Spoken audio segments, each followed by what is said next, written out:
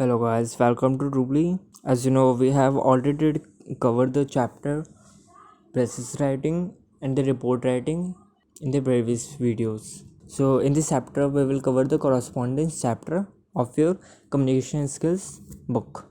Moving on to the points to talk about in this chapter, that is business, social, official, letter to the press, inter-office communication, correspondence. And second is corporate communication, press release, advertisement, notices, memorandum, and taglines from the brand. So, what is correspondence? The most convenient way to reach out people is by sending messages through text or letters to them. There are few types of correspondence used in business. We call this as a business correspondence. Let us get ourselves familiar with the business correspondence.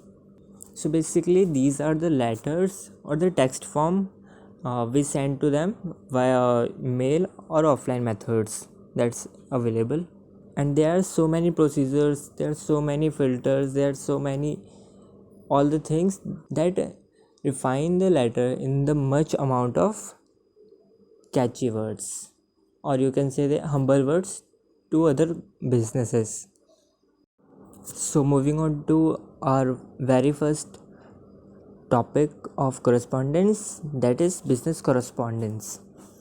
So what's the meaning? The meaning of business correspondence is any communication in the form of the letter is correspondence. Any person related to the business expresses oneself through business correspondence. One can also ask any doubt or uncertainty through business correspondence. So basically if you are employee of your company and the other one is employee of other company and you are sending him a letter uh, in related to the business, that is your correspondence. And because you are sending from business to business, that is B2B, uh, that's why this is business correspondence. And this is a way of communication in the form of letter. So, what's the importance of business corresponding? First one is maintaining a proper relationship to the other businesses. Second one is serves as evidence. Third one is create and maintain goodwill into your letter. Fourth one is inexpensive and convenient way. It could be you are sending from which medium to him. Fifth point is formal communication. Formal communication is very indeed to explain your all words to other member of decoder. The sixth topic is helps in the expansion of business. It is a very easy way to send business correspondent to via Gmail or other modes, and because it has formal communication, that's why it is easy or helps the expansion of the business from B2B sectors. Moving on to the example of business correspondence, or you can say that types of business correspondence we do into the B2B sectors. So first one is business letters, the letters we are sending to them. Second one is business memo are different type of letter, we will discuss this later. And third one is business faxes. You may know how to do faxes or what are the faxes. The last one is business email. I've already discussed this in the previous slide. Heading towards our next topic, that is office correspondence. So let's suppose you are writing a letter between two companies, that could be different offices or it could be departments of government. It is the office correspondence. It could be called as official or government correspondence. There are two types of example of office correspondence. First is inter-office communication and second one is informal notes and personal letters. So heading towards our first, that is inter-office communication. What is inter-office communication is? So if you are writing an informal or memo style communication to a letter, that is your inter-office communication. And second is informal notes and personal letters. These are usually personal and informal in nature, written on a first term basis. Moving on to the next topic, that is social letter correspondence. Okay, I'm not going to make it more complex than it seems.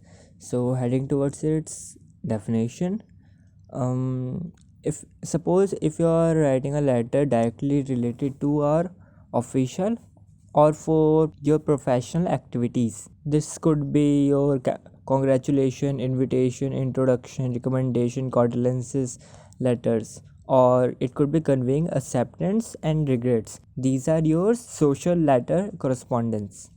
As you can see, this is the example of social letter. Onto the first, that is heading. Onto the second, that is greeting whom you are writing the letter.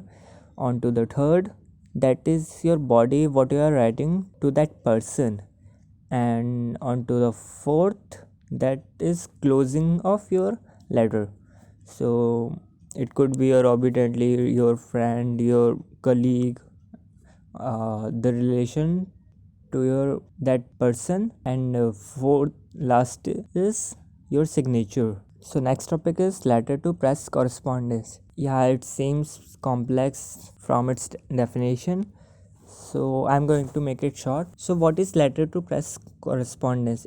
Let's suppose you are writing a letter to the editor for a newspaper article, magazine, regularly printed publication.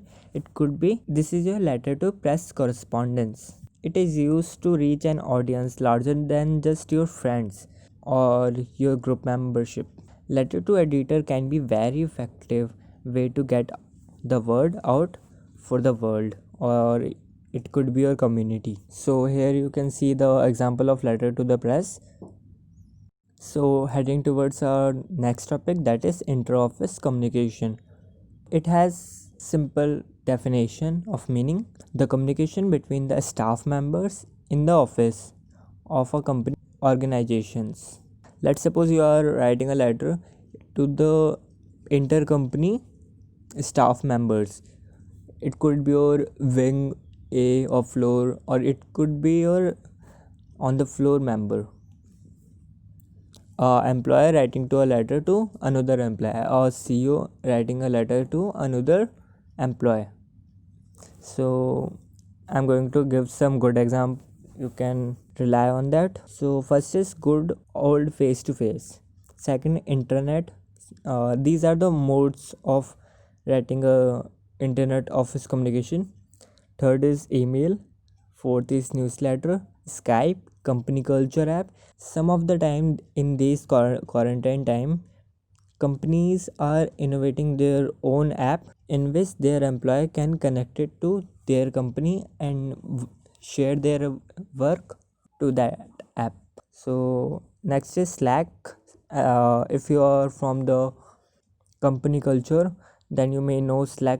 What's the Slack? HipChat are the same. Next is digital signage. Example is Unplug. So here you can see the example of inter-office communication. Employee is writing a short message through a online method. It could be any app, WhatsApp, Telegram, etc. So heading towards our next topic, that is corporate communication. Okay, so what is this?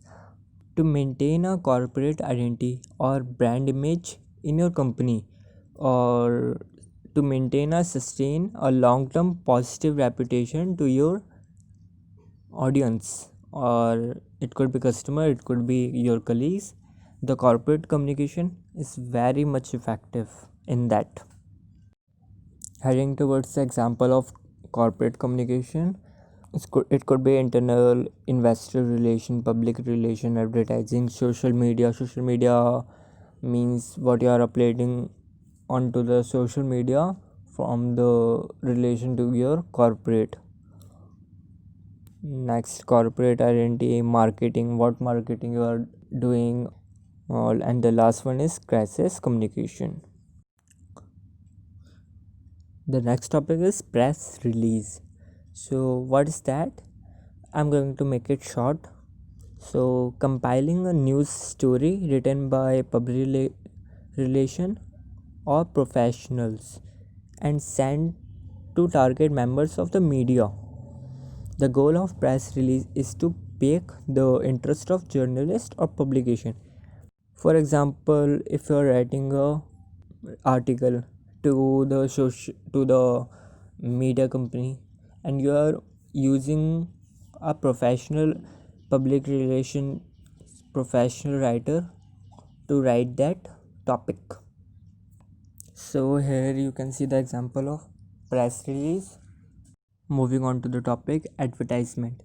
Advertisement is familiar to everyone. You are seeing advertisement on the Spotify music, on the TV, on the YouTube. Fun fact, Google is an advertisement company. It state themselves as an advertisement company to save their some tax. Okay, so moving on to the definition, advertising is how a company encourages people to buy their products, service, or ideas. Advertisement are short termed by ad. The more good advertisement you are doing for your audience, the better way to target your audience from that advertisement is going to better sales in your product from the targeted audience. So moving on to the types of advertisement. Okay, so first is newspaper. If you are familiar to read newspaper, you can see there are so many articles are written aside from the ads.